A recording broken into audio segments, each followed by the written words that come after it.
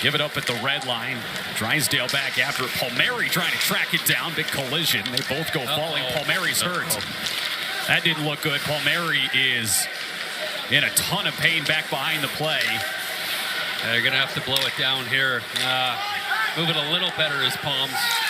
He's just trying to strip it away there. Sets up Drouin. Heineman scores! How about that? An assist for Kyle Palmieri as he goes off the ice and down the tunnel. Meanwhile, Emil Heineman celebrates his 10th goal of the season. This is unbelievable. I mean, Eric Furlat was right next to Kyle Palmieri, and he was going to blow the whistle. Look, this is ugly. You see a player grab his leg right away, gets completely twisted up, and Eric Furlat stood beside him, and he said, when there's possession, we're going to blow this down on one leg. How about this little ginger pickpocket over to Drouin, Heineman, back of the net. Islanders are back in the game, and what a sequence. I haven't seen anything quite like that. I mean, I used the word character just about 2 minutes ago, and that is all that is on display. Kyle Palmieri, obviously an ugly play. Great pace to this opening period, not a lot of whistles. Ryan Leonard, rookie out of Boston College, goes in behind it, takes a huge hit, and he is down. It was Trouba who got him, and everybody comes after Jacob in front of the Anaheim net as the youngster Leonard is on all fours. Well, Leonard had good speed. You can see that he got absolutely clocked by Jacob Trouba. And he's leaking. Looks like that's blood's coming from the nose or mouth of Ryan Leonard by Jacob Trouba. He's in a vulnerable spot, and he pivots at the very last second. That to me is a clean hit. That's a hockey hit on a vulnerable player. That shouldn't even be a penalty. I'm not sure why Trouba's in the box. We've got a look now, a couple of looks there. You can see both referees, and neither one of them had their arm up on the hit. So unless these are roughing minors after the whistle, let's listen in. Anaheim 65. Washington number 6, 2-minute minor for roughing. 42. Very big. Great stuff, Piper. Here's Zuccarello. Oh, and he just got drilled by Vince Dunn, and now Dunn's going to draw a crowd. Here we go in the corner. And we're going to get everybody involved here. The first one that went after Dunn was Yurov, but we've got the whole group in there. Zuccarello now shaking up on the play, starts to make his way down there, but as you can see, pretty good scrum going on. Oh, a huge hit. Got the officials checking in with Zuccarello, and to the naked eye, it looked clean, did it not? It did look good. Shoulder. It's fast going through it. Have to see the replay when it goes through, but you see a big body check like that, and they're going to go in instantly, same way you'd expect the Kraken to go as well. Here comes the hit across, and Zuccarello makes the move towards the inside. It looked like it was shoulder. Good hit. Shoulder to shoulder is the initial contact, and then you see Zuccarello's chin end up hitting the ice, and there's Vince Dunn, gloves off right away. He knew the entire team was going through, and he loved the response as well from the Kraken getting in. Everybody's grabbing onto somebody. Often you'll see the Oilers start to work their big guns on the ice when they start running around like this. Ellis just got hit here, and it's going to be an interference call against the Oilers. McLeod comes over to give a shot to Mangiapane. Yeah, it'd be interesting to see if they make the call on McLeod here for that cross-check on Mangiapane as he was laying on the ice. Yeah, it's Tomaszek, I beg your pardon, on Mangiapane. That's my bad. Okay. I'll own that one. 86, not 88. It does not look like it. It looks like Edmonton the only guy going to the box here. Yeah, he just drive through to the net. And Ellis has got himself established in the blue paint. Here he comes. One sec. Across the front, head-to-head there even. A big contact there, and down he goes. So the Sabres going back to the power play here for the second time in this first period. Yeah, the arm even comes up a little bit through. I don't think intentionally. No, but I think he was making sure he was going through there. He was going to make sure he made contact. And right here, look at this. Big cross-check right there by McLeod. Comes down on top of him, and the referee just figures he deserved it, plus the penalty.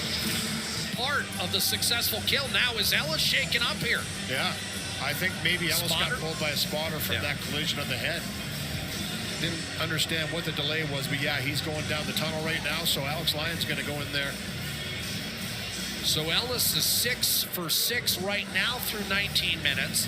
Alex Lyon came on in relief last night against the Calgary Flames. He'll gain the red line and shoot it in. Forsberg unable to slow it down. Centering pass with Forsberg trying to get back to position, and a penalty is called. McCann off his feet and in distress, and Forsberg is the one who's being called for the penalty.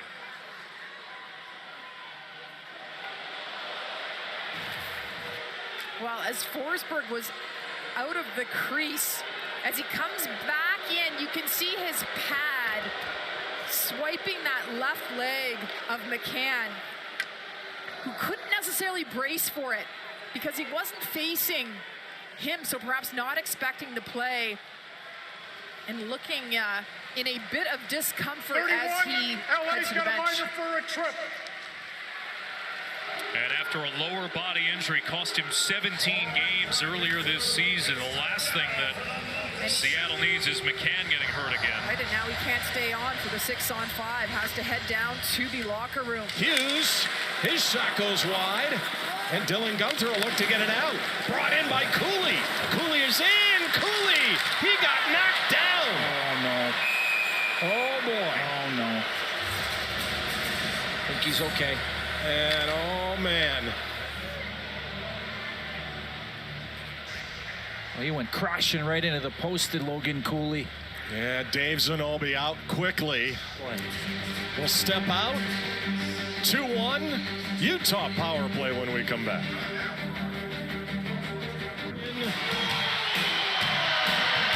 And Logan Cooley. This was Saturday night. Last Saturday night in St. Louis. Yeah, knee-on-knee, Alexei Toropchenko.